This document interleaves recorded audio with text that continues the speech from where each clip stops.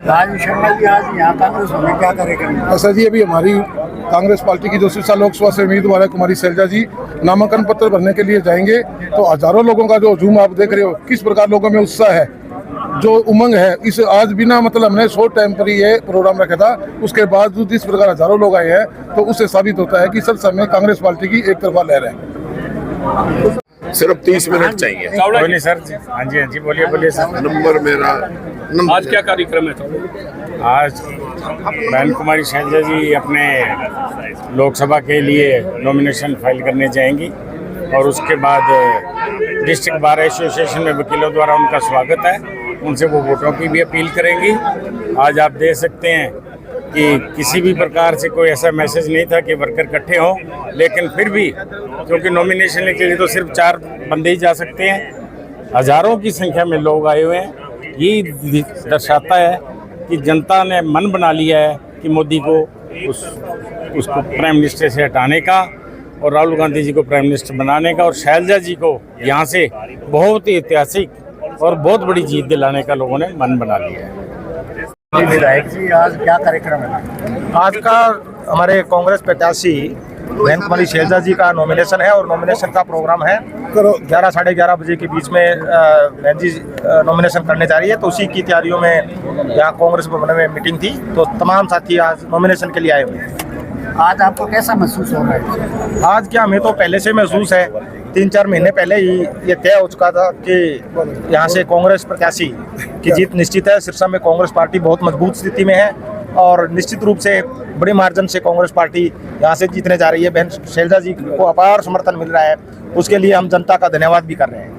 प्रहलाद सिंह जी गिलाखेड़ा जो पूर्व सीपी रहे हैं, वो आज बहन कुमारी शैलजा जी का नॉमिनेशन है, उस नॉमिनेशन के तहत काफिले के साथ आए। प्रहलाद सिंह जी, आज जो नॉमिनेशन है इसके जो शैलजा जी का, इसके बारे में आपका क्या कहना है?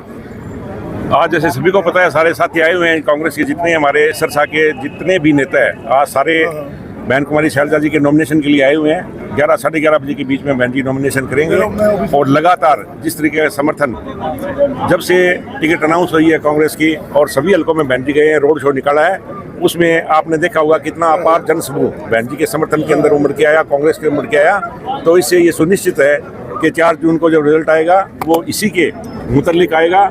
और जैसे अभी शिषपाल जी MLA साहब बता रहे थे कि बहुत बड़ी जीत यहाँ पर कांग्रेस पार्टी की होगी, ये हमें पूरा विश्वास है। कल बहन जी फतेहाबाद में गए थे, रोड शो किया था, उस टाइम आप साथ थे, आपने वहाँ कितनी भीड़ थी और कैसे फतेहाबाद के लोग कांग्रेस प्रत्याशी को चाहते हैं? जैसे मैंने आपको कहा कि हर जगह फतेहाबाद ही नहीं, 9 के 9 जो हल्के हैं, हर एक हल्के के अंदर इसी तरीके का माहौल है, इसी तरीके का जोश है, इसी तरीके का, क्योंकि लोगों ने एक मन बना लिया कि अब की बार सिर्फ हरियाणा नहीं, सिरसा ही नहीं, सारे देश के अंदर लोगों ने मन बना लिया है भाई 4 जून के नतीजे में भारतीय जनता पार्टी देश से जा रही है और कांग्रेस पार्टी का राज आ रहा है। उसी के तहत जो है फतेहाबाद के अंदर भी वही सारा माहौल था और हमें बड़ी खुशी है कि फतेहाबाद के अंदर भी पर्टिकुलर फतेहाबाद कांस्टिट्यूंसी में हम बहुत बड़े मार्जिन से जीत के निकले।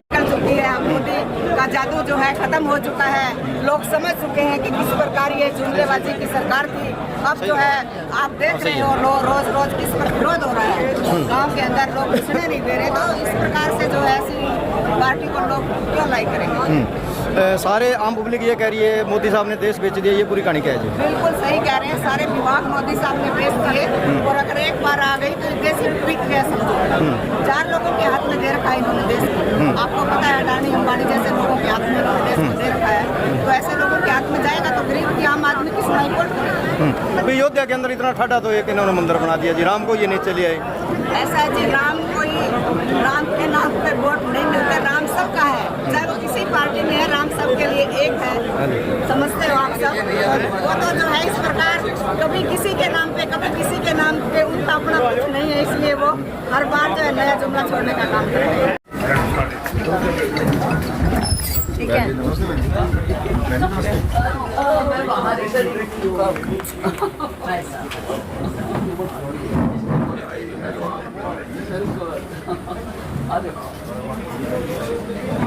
सारे ग्रुप में चलो बहुत बढ़िया, अच्छा हो गया। नहीं आप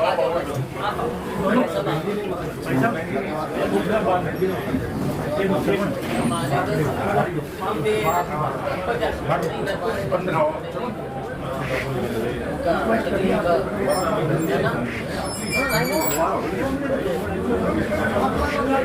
ये मैं मिलवा दूँ शैलजा जी आपको, वो हरजीत यादव है, ये और भी कोई अमर सिंह जी को आप जानते हो, ये हमारे राव साहब राव देखते राम राव जी, ये आजाद यहाँ हमारे एक मिनट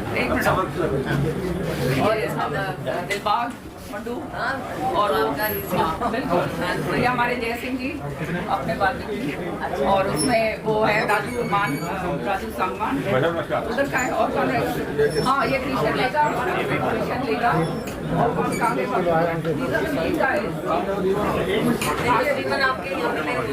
हाँ हाँ उनका जो है सारे चाय पानी और ये सारा। नमस्कार जी।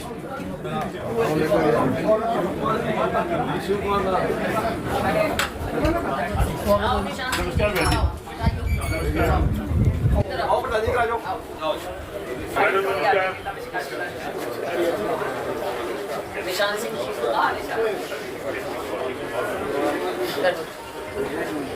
अभी बाद में डिमांड आ रही है, डिमांड आ रही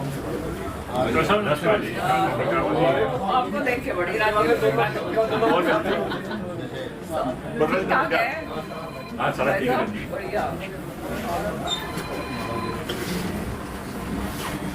हाँ वो रह गया हमारे काड़ा जी, रणदीप के काड़ा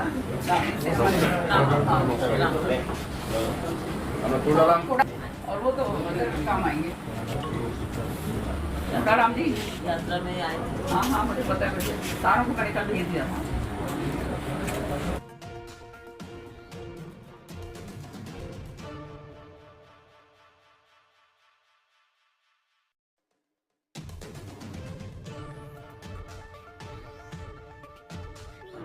ये तो होगा ही सर, ये तो हो ही रहा है सर। हाइट दे दो, आप फाइल दे दो।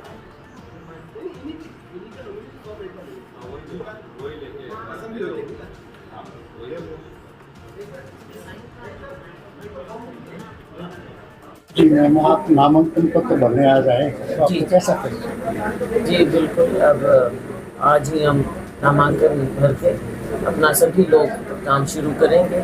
सबने अपना अपना क्षेत्र संभाला हुआ है और हमारे वर्कर में भी, और जैसे हमने पिछले 3-4 दिन से देखा, हम लोगों में भी बहुत उत्साह है, कांग्रेस की ओर उत्साह है और भारतीय जनता पार्टी सरकार की ओर, बीजेपी जजपा सरकार जो रही, इनके प्रति रोष है, केंद्र की नीतियों के प्रति रोष है। और जो भी आज भाजपा के नेता जिस तरह से बोल रहे हैं, लोगों को बांटने का प्रयास कर रहे हैं, बिल्कुल संवेदनशील नहीं है, इन सभी बातों का नीचे चुनाव में असर आता है और वो हमको पूरा नज़र आ रहा है।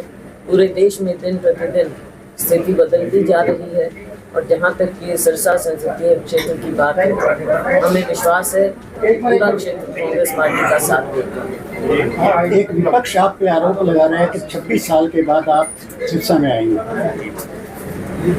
देखो, विपक्ष के पास कुछ कहने को है नहीं। सिरसा के लोग जानते हैं कि मैं हमेशा कितना यहाँ पे हम आते रहे हैं, सबको मालूम है। ये तो कहने की बात है। देखो, चुनाव में कुछ ना कुछ विपक्ष बोलेगा, तो मीडिया वाले साथी उनकी बात को वो करेंगे और फिर इसको एक मुद्दा बनाएंगे, सवाल पूछेंगे। तो ये कोई बात है नहीं, ना ज़मीन पे बात है, ना लोगों के मन में बात है, ना मेरे मन में बात है। तो ये कोई बातें नहीं हैं। ये लोग, वो लोग बात करते हैं जिनके खुद में कहीं ना कहीं कुछ कमियां हों या जो खुद इस तरह की राजनीति करते रहे हों। ये उनके विचार हो सकते हैं, लेकिन सिरसा के लोगों के विचार ये नहीं। कांग्रेस पार्टी ने हम पर दिया है, सिरसा के लोग, सिरसा पार्लियामेंट क्षेत्र के लोग वो विश्वास कांग्रेस पार्टी में भी रखेंगे और मुझ पर भी रखेंगे और पूरा आशीर्वाद और प्रेम पहले की तरह से रखेंगे। हमारा नाता, मैंने हमेशा कहा, ये एक दिन का नहीं रहा। पूरा एरिया, पूरा क्षेत्र हमारा पुराना पैतृक क्षेत्र रहा है और लोगों का प्यार हमेशा मिलता रहा है और हमें विश्वास है कांग्रेस पार्टी क्या माहौल देख रहे हैं मैडम पूरे ओवरऑल हरियाणा में?